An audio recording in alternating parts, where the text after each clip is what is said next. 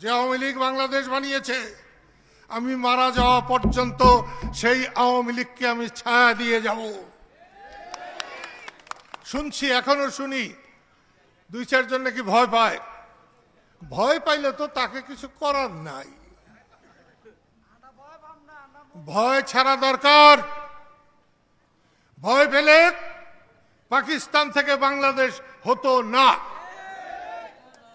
এই কস্তুরীপাড়া আমার কাছে খুবই প্রিয়। আমি সাতিহাটির থেকে, ওখানে বোধহয় মাইজবাড়ি আছে একটা, সেই মাইজবাড়ি আমাদের দাদাদের বাড়ি ছিল। ওখানে হয়ে কস্তুরীপাড়া হয়ে বোসদত্ত ফুবুর বাড়ি যেতাম।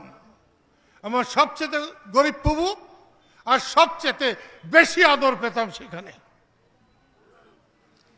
আমি জানি গরিব মানুষের মধ্যে প্রাণ আছে, আত্মা আছে, আদর আছে, যত্ন আছে। মুক্তিযুদ্ধের শুরুতেও এই কালীহাতির পাশে হামিদপুর থেকে আমি অস্ত্র নিয়ে এসেছিলাম।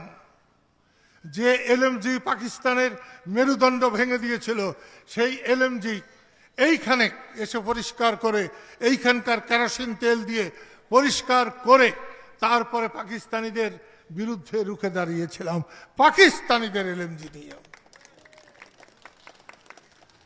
এইখানে শামসু মুক্তিযুদ্ধের সময় সবারই চোখ উঠেছিল। এক সময় সেটার নাম হয়ে গেল জয় বাংলা রোগ, কিন্তু একমাত্র শামসু কস্তুরীপাড়ার যে চোখ ওঠে নাই। এখানে মনি কমান্ডার, মনিকে না পেলে আমি মুক্তিযুদ্ধই করতে পারতাম না। তাই আজকে কস্তুরীপাড়ার মানুষের কাছে আমি আশা করব, আগামী 12 তারিখ হাঁস মার্কায় ভোট দিয়ে আপনি বুঝিয়ে দেবেন যে এখনো মুজিব ভক্তরা মরে নাই, বাংলাদেশ মরে নাই।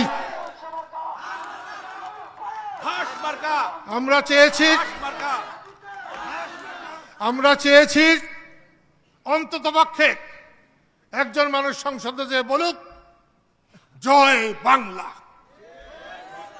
জয় বঙ্গবন্ধু, জয় মুক্তি বাহিনী। স্বাধীনতার কথা বলার মানুষের বড় অভাব। লতিফ সিদ্দিকীর যখন জন্ম, তিনি যখন নেতা, অনেকের জন্মই হয় নাই, আজকে তারা মন্ত্রী হয়ে গেছে, নেতা হয়ে গেছে। সেই জন্য আমি বলছি, এই কালীহাতি কেন, টাঙ্গাইল কেন, বৃহত্তর ময়মনসিংহে লতিফ সিদ্দিকীর মতো বুক চিতিয়ে দাঁড়িয়ে সংসদে কথা বলার